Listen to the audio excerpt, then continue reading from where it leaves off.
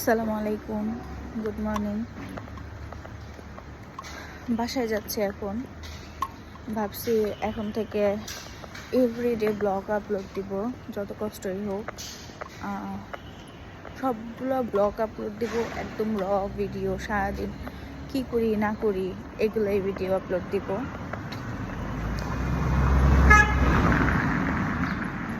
Microphone নাই, তাই হয়তো কথা ওইভাবে শোনা যাচ্ছে না, বাট এখন থেকে ট্রাই করব এভরিডে আমার ডেইলি লাইফের ব্লগগুলো আপলোড দিতে। মাত্র পড়ানো শেষ হয়েছে, এখন আমি বাসায় যাচ্ছি। 10:30 বাজে, চোখ মুখ ফুলে আছে, ঘুম পাচ্ছিল প্রচুর। জানি না হেঁটে যাবো কিনা। এখান থেকে 300 ফিট গিয়ে তারপর ওভারব্রিজ পার হতে হবে, তারপর ওই পারে গিয়ে আবার রিক্সা করতে হবে। এনার্জি লাগতেছে না। বাসায় গিয়েও অনেকগুলো কাজ। বসুন্ধরার ভেতরটা ভালোই লাগে, বাট একদম এরকম চুপচাপ এরিয়া আমার পছন্দ না। আমি যখন বসুন্ধরায় ছিলাম তখন আমার কাছে ভালো লাগতো না। কেন ভালো লাগতো না জানি না। যাই হোক, এই তো স্কিনে অনেকগুলো পিম্পলস না বাম্পস হচ্ছে, কারণ লাস্ট 2 days আমি ডাবল ক্লিনজিং করি নাই, অনলি ফেস ওয়াশ দিয়ে ক্লিন করে ঘুমাই গেছি। অনেক বেশি টায়ার্ড ছিলাম। এই তো রিক্সা পেয়ে গেছি ফাইনালি। রিক্সাতে উঠে গেছি, ভালো লাগতেছিল না। মামা আমার সামনে দিয়ে যাচ্ছিল, নিয়ে নিছে। এখন গিয়ে ফার্স্টেই ইহানকে খাওয়াবো। তারপর আজকে লাঞ্চে মেবি আমি ডাল খাবো, লাউ দিয়ে ডাল রান্না করব। এই তো আমি এতে বুয়া চলে আসবে আজকে। সুপার শপে আসছি একটু। ইহানের জন্য বিস্কিট নেবো, আমার জন্য আমি ডাইজেস্টিভটা নিলাম। এটা 2টা নিয়েছি, কারণ আমি এটা অলওয়েজ খাই, অনেক মজা। ইহানের জন্য কোনটা নেব চিন্তা করতেছি। বাসায় মনে হয় বুয়া চলে আসছে, বাজার নিয়ে আমি রেডি। মাছ কাটাবো আজকে বুয়াকে দিয়ে। এই তো বাসায় আসছি, ইহানকে খাওয়াচ্ছি নর্মালি কার্টুন দিয়ে, এরপরে খাওয়াচ্ছি তাকে। আমি চাচ্ছি আমার টিভির যে মিডলের অংশটা, লাইক দুই পাশে তো 2টা পিলার, এই 2টা পিলার শুধু এখন যেই কালার আছে এই কালারই থাকবে। মিডলের যে অংশটা এটা আমি হোয়াইট কালার করব। তো আজকে ট্রাই করব কালার কেনার জন্য। কালকেও গিয়েছিলাম, বাট কালকে বেরোয়ার পর এখানে এত জোরে ব্যথা পাইছে কিভাবে আমি বলি। আমি একটু হসপিটালে ঢুকছি, তোর আবার বাহিরে দাঁড়ায় ছিল।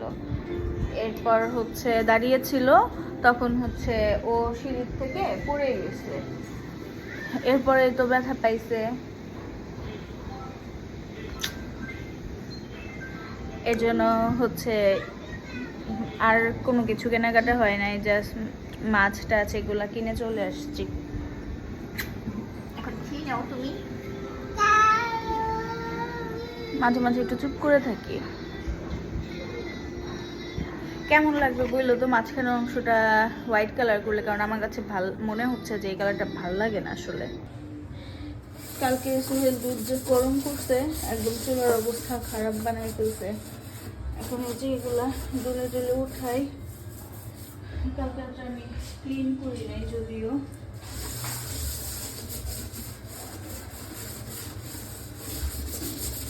দুধ পড়লে এখন যদি আমি চুলাটা অন করি তাহলে একদম হয়ে যাবে।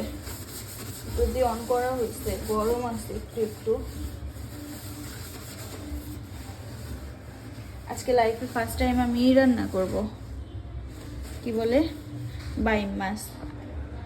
এই যে এখানে বাইম মাছ আছে, ট্যাংরা মাছ আর বাইম মাছ। আজকে বাইম মাছ রান্না করব।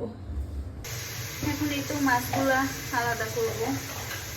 আমি ডিম দেখে আনছিলাম, খালা সবগুলো ডিম ফেলে দিছে, মনটাই খারাপ হয়ে গেছে। ডিম ছাড়া মাছ ভালো লাগে না। দেখো একটাতেও ডিম নাই।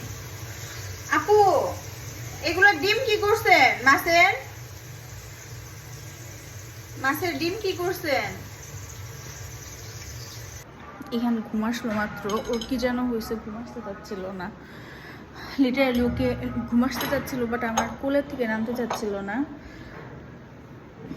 একদম আমি এখন আমার ফাস্ট যেটা মানে আমি যেহেতু ডায়েট করতেছি, আমি ইন্টারমিডিয়েট ফাস্টিং করি, আমার হেয়ারের অবস্থা তাকায় না, আমি একদম তাড়াহুড়া করে শাওয়ার নিছি।